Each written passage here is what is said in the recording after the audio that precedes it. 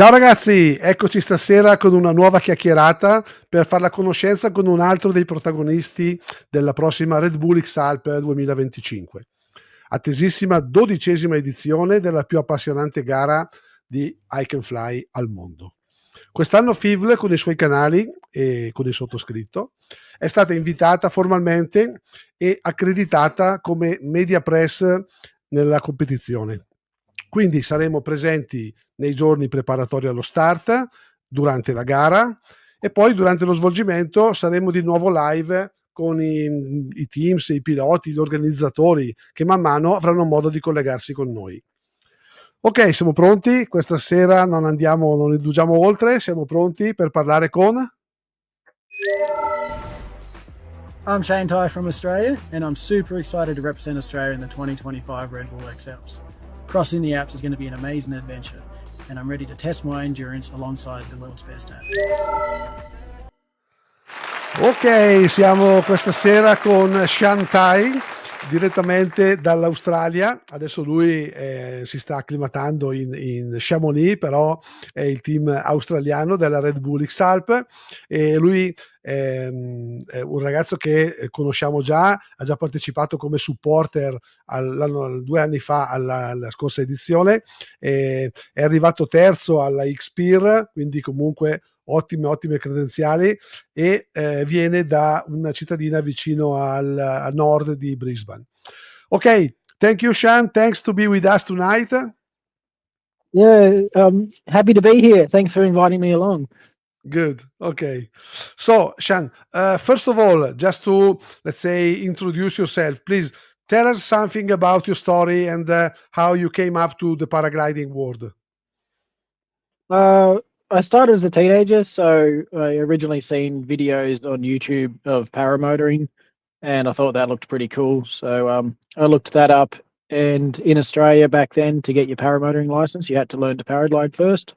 So I went and got my paragliding license, and I just fell in love with free flight. Yeah, I ended up buying a paramotor a couple of years later, and I do that as well. So yeah, I've been flying since I was 19, and I got quite obsessed with it. There was a lot of coastal flying in Australia, so just low dunes, just headlands, things like that. And then I started wagga flying and a little bit of acro, which is quite difficult in Australia. And then come to Europe and followed the acro scene for a couple of years in a row. I'd come over for like 3 weeks at a time and train in Organya in Spain. And then going back to Australia, we couldn't get much height. So the acro sort of let that go a little bit. And to get my airtime, I switched to XC and started chasing distance for a few years. Australia's a lot of flatland flying. So it's obviously a lot different. And I got bored of that after a while and started traveling and chasing mountains. So got into bivvy flying and flying in the Pyrenees, the Alps, all through the Himalayas in like Pakistan and India and Nepal, a little bit in China, Japan. Yeah, I really got into traveling and seeing where the paraglider could take me. Right. Yeah, I was reading on your story that you made also some very nice periods and some nice flights in Pakistan, in Volbivac, all alone. Yeah. So my best flight, most memorable flight to date was in Pakistan. The mountains are obviously really big there, so you need to carry oxygen and it's a little more committing. So I originally went there. I was meant to go with my brother, but he couldn't get a visa. There was another friend in the region, but I only flew with him for maybe an hour. So for most of the time, I was flying alone for the first 2 weeks at least. It was quite good. Just stunning mountains. Everything is really big. And I'll just carry camp gear and just spend a night or two out at a time. Not much. So, but just a little bit. Yeah. It's actually quite difficult to find bivvy spots there because everything is quite high. Like one night I was at 4,600 meters and that was the only flat spot I could find. So obviously I don't really want to sleep that high, but sometimes you have to. Yeah, sure. I understand. Okay, so going back to the XAlp, which kind of preparation routine are you following to be prepared, Shan? So I'm now living in Chamonix. So part of my preparation was actually moving here. So I technically come over in August last year. I got an apartment here, but in the summer, well, Australian summer, I went back to Australia and New Zealand for a few months. So I did a hike and fly competition in New Zealand, which is quite different to the European ones. It's a lot more remote. I was flying like self-supported, basically, all bivy gear, 3 days worth of food, and you go out and yeah. So that was part of my preparation. And in Chamonix, I'm just doing as much ascent as I can, hiking.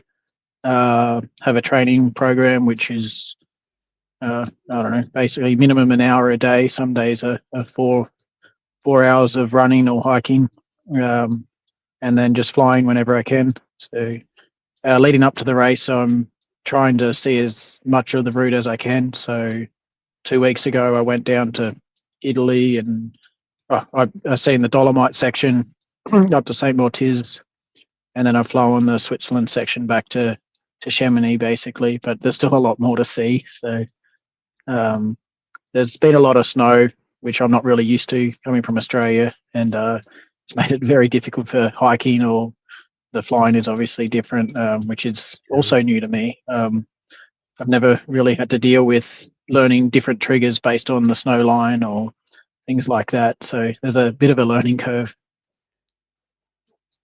Right.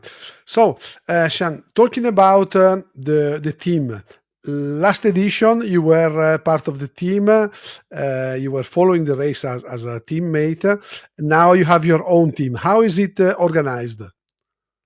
I've only recently got that all organized. So my girlfriend is my main supporter, so she obviously knows me quite well.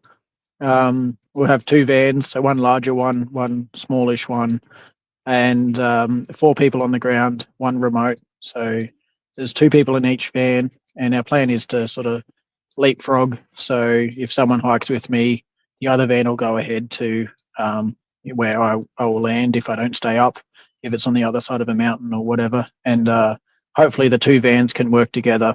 That way there's always someone around me or near where I'm going to land. So I don't spend too much time, hungry or thirsty. So. Yeah, because I believe the route this time, with this fact of crossing 4 times the Alps up and down, I mean, it's very easy when you fly to make 2, 3 valleys, but when they are driving, they have to drive a lot Oh, of kilometers to follow the pilots. So having 2 vans is absolutely very important, I believe. yeah, and trying to get one ahead and ready if you're crossing the mountain range or the Alps. So yeah, depends where I'm flying really, but that's the idea. Is I don't want to be hungry or thirsty, and it would be nice to have someone hiking with me in some company. Sure. Yeah, it's good to share the experience. Absolutely. So, how do you think about the route? I mean, we have this year the longest route ever, also the free ferrata, and this fact of crossing the Alps, as we said, 4 times up and down the Alps. So, what do you think about it? It's going to be tough. Oh yeah, it's going to be a challenge.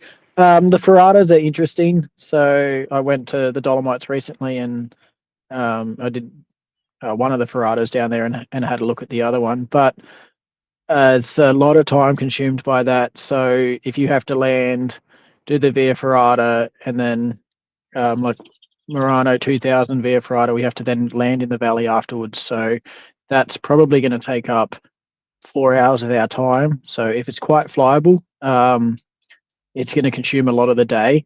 So ideally, I'll get there either really early before the day comes on or really late. But you can't plan that; it just happens. Crossing the Alps 4 times will be interesting. I'm hoping for flyable conditions because it's a lot of high terrain there. I'm not very familiar with snow or true alpine conditions, so yeah, I really want to fly over it. I don't want to have to walk over it. And there's a few areas like St. Mortiz, for example, has a lot of airspace, some interesting winds and stuff. So having to go there twice is definitely going to be a challenge. Yeah. I've been there already to check it out, and yeah, I wasn't too impressed. I was like, oh no, we have to do this twice. So yeah, it's definitely going to be challenging, but I'm looking forward to it. Yeah. What do you think? I was the first time I saw the route, I thought this year, if the weather is good, okay. If the weather is so and so or bad, could be the first time that nobody arrives at the end in 2 weeks, because it's a very challenging route. Yeah, I was thinking It the is not same. private. Yeah, so really hoping for flyable conditions. Yeah, and the one thing that a lot of people don't see is the airspace en route. There is a lot of airspace to deal with, which complicates things quite a bit. No takeoff, no landing zones all through Switzerland. Yeah, but that's all part of it. Sure, absolutely. So, what will be the strategy that you will follow? Are you the one that really try to push away from the beginning, or you prefer to stay a little bit in the pack and then maybe come out a little bit later?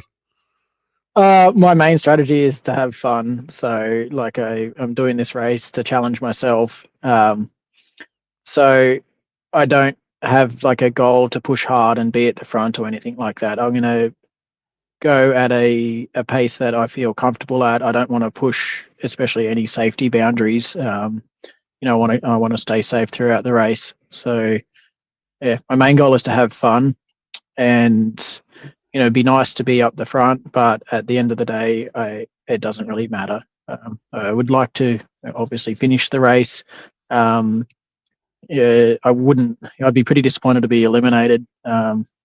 Especially the prep and everything leading up to the race is quite large. So yeah, my goal is to enjoy it, don't get eliminated, and ideally get around the whole route and land on that pontoon. Yeah, on the on the lake, Zelamsey. Yeah, Yes, yeah. right. So, Shen, you told me you firstly learned your paragliding. You got your paragliding license, and then because you were aiming also to have the paramotor license. Who Yeah. was your mentor? I mean, who is the pilot that you were looking at when you were learning, when you were starting your Ah. way into paragliding? No, that's an interesting question. So, paramotoring, where I came from, it's quite small, like very, very small. There's maybe 300 active pilots in Australia. So when I got my paramotor license, I was pretty much the only one in my entire region. I always flew alone. Later on, my brother got his license as well, and then a few friends. But for the first 2 or 3 years, I was flying alone. Mentoring, it actually came down to my wing choice. So I had an ENB wing, and I was looking at upgrading that. And because I was doing a lot of coastal soaring and with stronger wings, like wind, this is when freestyle wings were just coming out. One of my friends bought a freestyle wing, and he was having a lot of fun with that. So I decided to buy one instead of getting an XC wing, and that completely changed my style of flying. So I then started doing wagga flying, learning acro, and the XC came later on. I focused more on acro initially, Mhm. and it was just because I bought a freestyle wing as opposed to a cross country wing. So Yeah. yeah, so my main mentor was a close friend named Tex, who was flying a lot of wagga on the coast, and yeah, he bought one of these wings, and I wanted to fly like him, so I got one, and yeah, started playing around with that. Yeah. What this is also what sometimes happens also here. I see in my small club and so on. Somebody just follow somebody else, and then they get the same wing, and then they start to do things. It's Yeah, I believe more or less the same all over the world. Yeah. So, Shane, you are a professional pilot, or you have a side job? You do something different from flying? I'd love to make it a profession. It's quite difficult to make money out of paragliding. I do a little bit of testing for an Australian company named Flow. So I guess EN testing and fly their protos. And I was flying commercial tandems in Australia, but that's doesn't pay the bills, unfortunately. So my main job is I'm a fluids engineer, and yeah, I've obviously taken time off that just before the XP last year. I quit, and I've been essentially a parabum since then, just getting familiar with the mountains and yeah, just enjoying life as I can. But Yeah. it'll change soon. I'll have to go back to work after the XAlps. So. Sure. Who knows? Yeah. Maybe never say never. Maybe some Yeah. paragliding company will come up, and then it can become really your job. Yeah, it's the dream. So. True. So, Shane, this is a question I ask to all the pilots. For somebody, it can be maybe a flight in the sunset, or a flight over the sea, or whatever. I'm talking about the magic moment. Which is your magic moment in flying? So flying itself is my happy place. So, if I'm feeling stressed or anything, I like just to go up, I put on some nice music and go for a fly. As far as the magic moment, my best flight, like most memorable, was in Pakistan. Wasn't any crazy distance, but it was relatively remote. And basically, I flew for near 8 hours, watched the sunset from 5,500 meters, and then landed on top of a mountain to bivvy.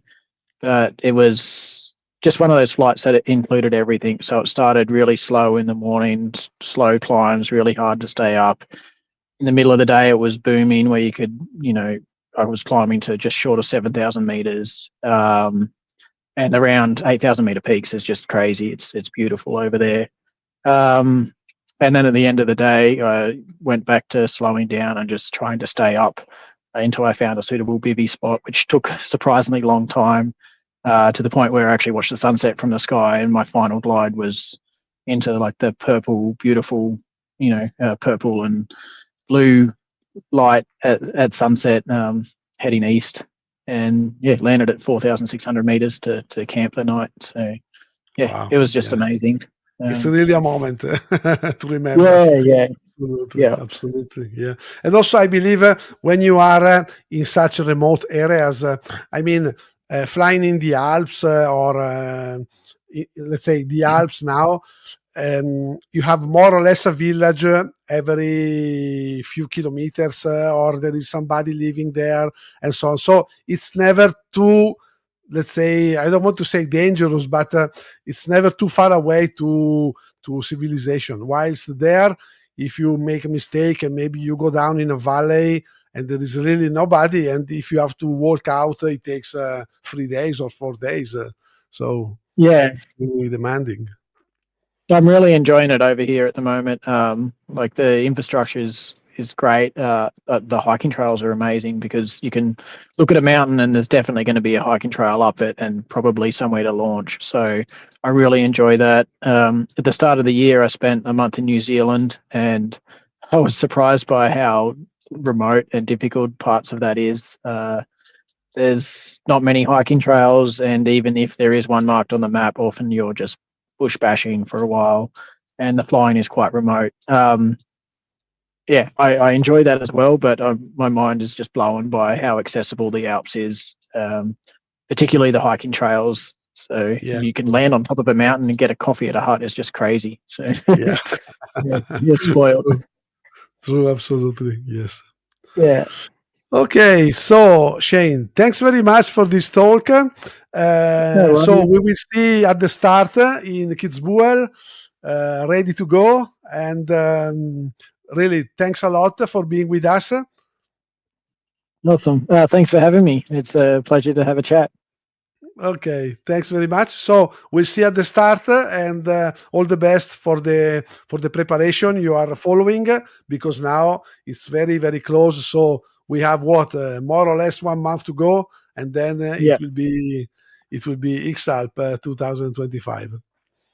Yeah. Okay. I'm excited. Thank you very Thank much, you. and see you soon. Yeah. Bye bye.